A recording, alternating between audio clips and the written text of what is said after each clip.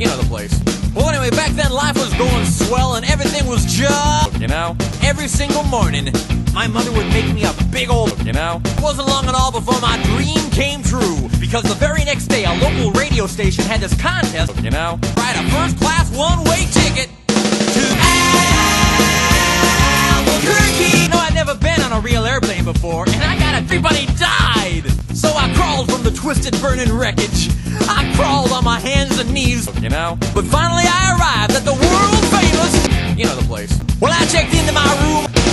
Well, now who could that be? So finally I go over and I open the door, and just as I suspected, you know, burst into my room and he grabbed my lucky slurp, and I'm like, give it! And he's like, make me. Grabbed his leg and he grabbed my sock, you know. Or the phone got knocked off the hook.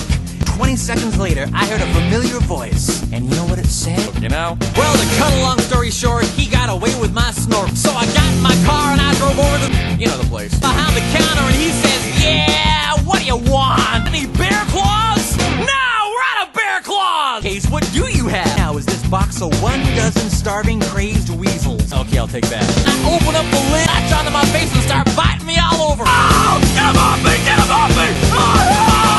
Luck would have it, that's exactly when I ran into the girl of my dreams. It was Zelda. So we got married, we broke up, finally achieved my lifelong dream. I'm Jabba the Sizzler. When I see this guy Marty trying to carry a big old sofa up the stairs all by himself. Hey, you want me to help you with that? No, I want you to cut off my arms and legs with a chainsaw. So he did. To me on the street, and he tells me he hasn't had a bite in 3 days of his jugular vein. Anyway, I hate Albuquerque! That's all I'm really trying to say.